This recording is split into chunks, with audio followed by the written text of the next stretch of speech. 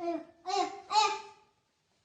أيها الملك الذي للعالم الصلبان نكس، جاءت إليك رسالة تسعى من البيت المقدس. كل المساجد طهرت وأنا على شرفي ينجس.